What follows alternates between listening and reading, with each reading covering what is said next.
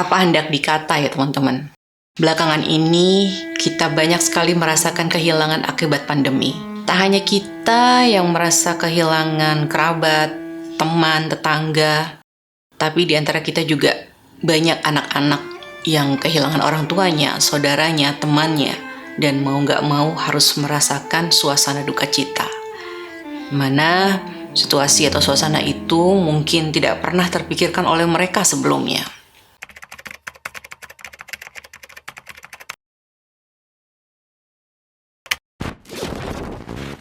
Assalamualaikum warahmatullahi wabarakatuh. Selamat pagi, siang, sore, dan malam untuk semua sahabat Cayolok yang ada dimanapun. Balik lagi dengan aku, Galuh Kencana Wulan.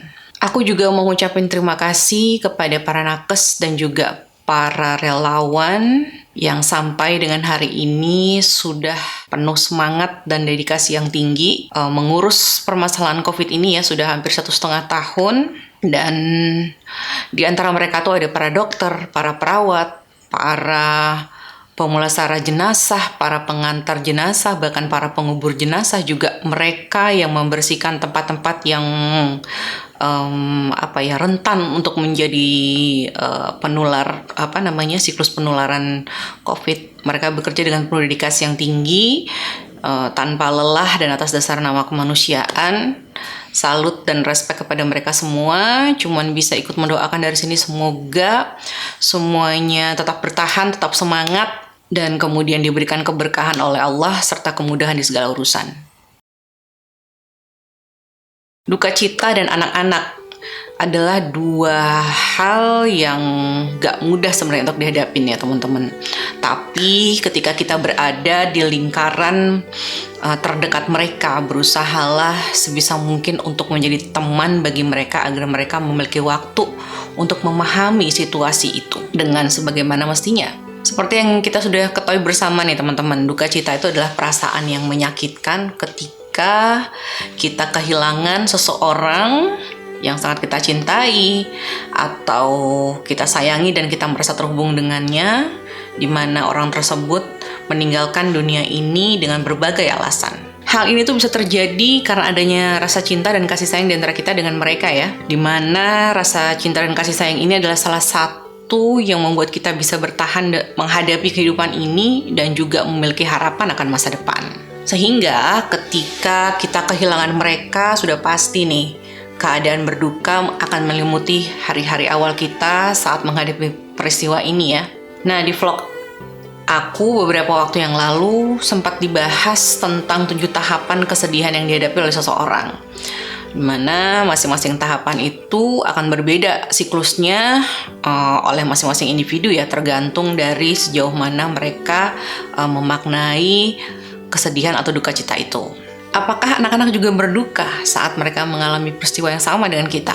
Iya, mereka juga berduka sama seperti kita ketika harus menghadapi atau mengalami peristiwa kematian orang-orang terdekatnya. Mereka juga akan merespon situasi itu dengan berbagai macam respon sesuai dengan kemampuan mereka menangkap arti atau makna duka cita itu, dan juga tergantung dari bagaimana lingkungan itu membentuk mereka dalam menghadapi situasi-situasi yang sulit. Sedikit gambaran untuk anak usia 0-2 tahun ya teman-teman. Biasanya dengan peristiwa kematian ini atau kesedihan ini atau duka cita ini ya, mereka akan merespon dengan menangis secara terus-menerus, atau bahkan kadang-kadang menjadi lebih pendiam atau bahkan menjadi pemarah. Hal ini tuh mereka lakukan sebagai kompensasi rasa menyakitkan yang mereka hadapi ya, sehingga mereka itu melakukan respon-respon tersebut. Nah, mereka ini belum paham teman-teman bahwa kematian itu adalah sebuah akhir. Semakin lama mereka mengalami perpisahan dengan orang yang mereka sayangi, maka akan semakin terbuka peluang untuk timbulnya rasa distres. Anak usia 3-5 tahun masih belum memahami bahwa kematian itu adalah perpisahan yang selama-lamanya. Mungkin mereka akan berulang-ulang bertanya nih kepada kita, apakah orang yang pergi meninggalkan mereka itu akan kembali lagi atau tidak? Hal itu bisa dipahami karena memang mereka itu masih berada di tahap perkembangan kognitifnya itu masih praoperasional, sehingga ya mereka itu belum bisa menangkap sebuah informasi itu jika itu tidak berupa hal yang konkret gitu ya. Jadi ketika mereka bertanya secara berulang-ulang, kita bisa menjelaskannya dengan bahasa yang sederhana, yang bahasa bahasa yang bisa mereka lebih pahami sesuai dengan usianya ya. Seperti misalnya kita menjelaskan bahwa orang yang sudah meninggal itu, atau orang yang sudah pergi meninggalkan mereka itu adalah orang yang memang sudah tidak bisa lagi bergerak, bernafas, bahkan sudah tidak bisa lagi bermain dengan mereka. Mungkin penjelasan itu akan bisa lebih dipahami ya teman-teman, dibandingkan kita menjelaskannya dengan penjelasan yang lebih rumit dari itu. Respon mereka itu biasanya bisa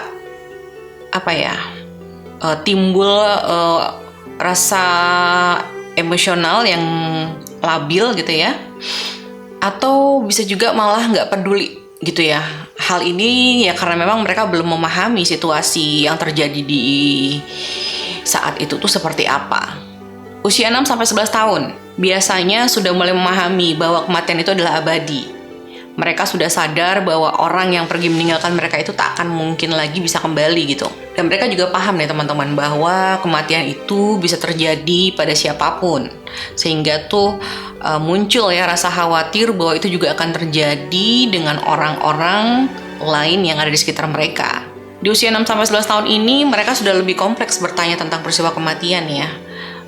Bahkan bisa berdasarkan hukum sebab akibat. Seperti misalnya apa yang akan terjadi pada mereka yang sudah meninggal, dan setelah dikubur tuh apa yang nanti akan terjadi dengan mereka. Nah, pertanyaan-pertanyaan sejenis ini nih biasanya muncul di usia 6-11 tahun.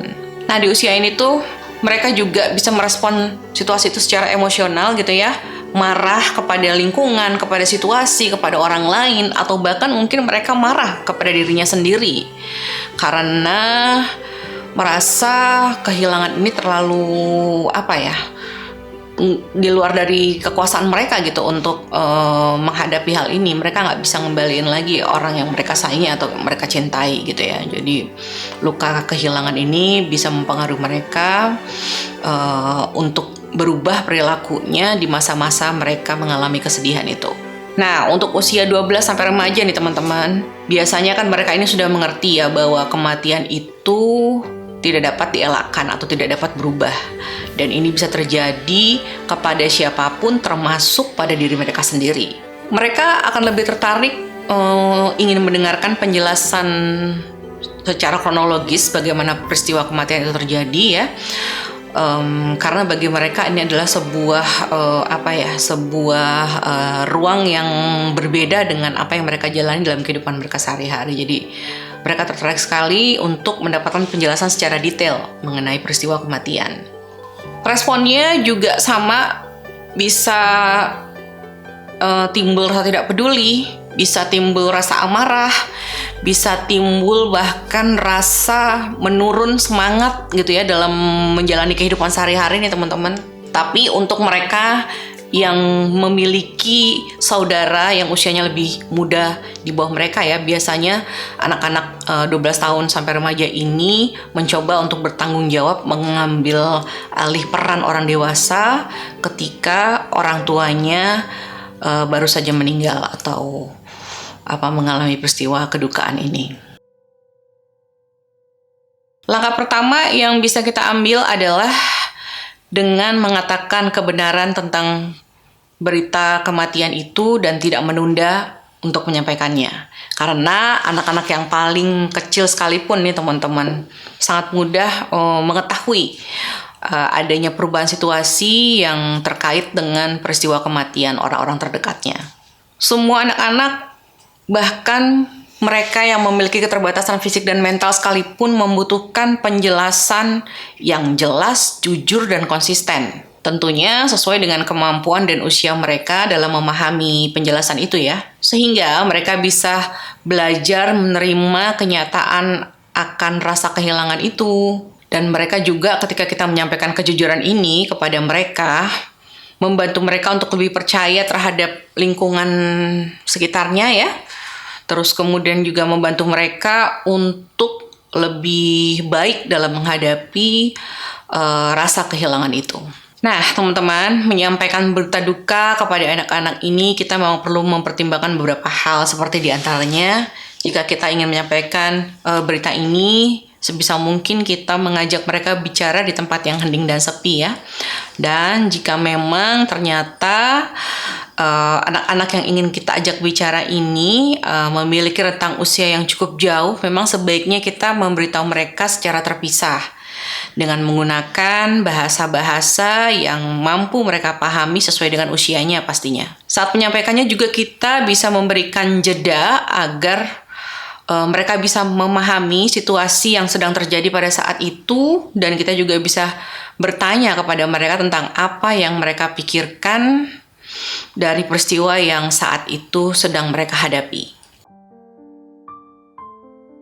Langkah selanjutnya adalah kita bisa mendampingi anak-anak tersebut melewati masa berkabungnya, agar mereka bisa mempersiapkan untuk menerima peristiwa ini, lalu kemudian kita bisa bantu mereka untuk menata mentalnya agar kembali pulih lagi teman-teman, dan kemudian bangkit ya dari rasa duka citanya, dan kita juga bisa menemani mereka untuk berlatih bersabar terhadap ketentuan takdir yang sedang mereka hadapi, sehingga mereka memiliki semangat lagi untuk terus melanjutkan hidupnya.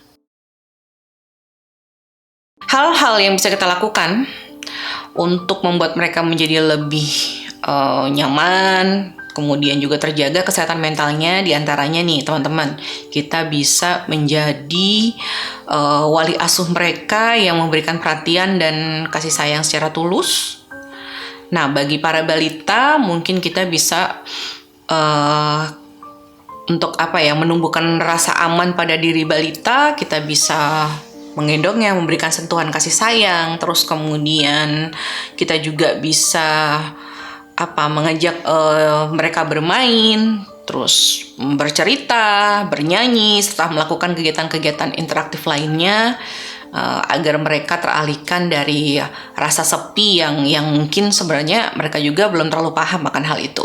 Kita juga bisa membantu mempertahankan rutinitas dan struktur kehidupan yang normal sebisa mungkin ya, seperti sebelum peristiwa duka cita ini datang. Dan kita diharapkan bisa memaklumi jika pada masa berkabung ini mereka banyak mengeluarkan respon-respon yang emosional gitu ya. Kita bisa berikan dukungan yang lebih suportif gitu, dan menghindari sebisa mungkin hukuman yang memang sebenarnya nggak mereka butuhkan pada saat itu, karena memang mereka sedang berada pada masa duka cita.